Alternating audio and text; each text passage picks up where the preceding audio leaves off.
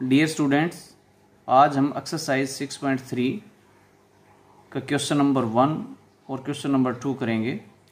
Question number 1 के अंदर what could be the possible ones digit of the square root of the following numbers. यहाँ पर जो भी संख्याएं दे रखी हैं इनके स्क्वायर रूट का वंस डिजिट यानी कि इकाई का अंक क्या होगा, ये हमने लिखना है। ये क्वेश्चन सोल्व करने से पहले हमें ये समझना ज़रूरी है कि जैसे कोई भी नंबर्स हैं तो उनका लास्ट डिजिट जो यूनिट डिजिट होगा वो 0, 1, 2, 3 से लेकर के 9 नंबर तक होगा, और इनका स्क्वायर, इन नंबर्स का जो भी स्क्वायर आएगा उनके ये नंबर जिनके सामने दिए गए हैं। ठीक इसी प्रकार जब इनका स्क्वायर रूट हम ज्ञात करेंगे तो उनके इकाई के अंक यहाँ पर सभी लिखे गए हैं।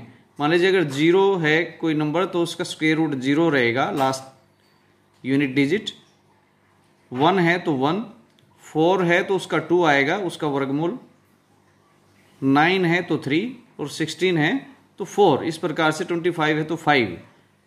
इससे कंक्लूजन ये निकलता है कि किसी भी नंबर के अंदर यदि उसका वंस डिजिट यानी कि इकाई का अंक 0 है तो उसका जो स्क्वायर रूट होगा उसका भी इकाई का अंक 0 होगा, और यदि 1 है तो उसका 1 या 9 हो सकता है, 4 है तो 2 और 8 हो सकता है, 5 है तो 5, 6 है तो 4 और 6 हो सकता है, और अगर 9 है तो 3 और 7।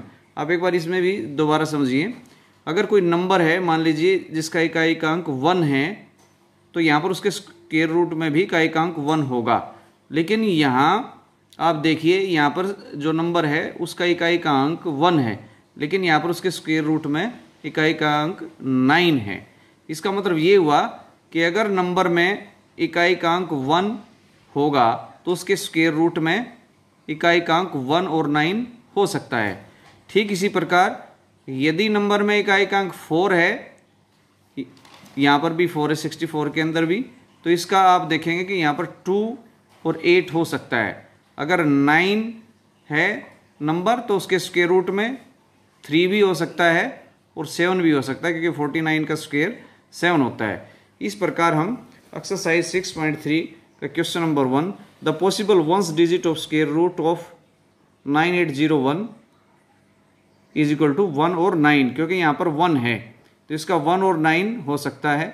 सेकेंड पार्ट है इसके अंदर 6, यहाँ पर यूनिट डिजिट है तो इसका 4 और 6 हो सकता है। इस प्रकार से हम एक्सरसाइज का फर्स्ट जो क्वेश्चन हम सोल्व करेंगे। सेकेंड क्वेश्चन है the unit digit of a square number.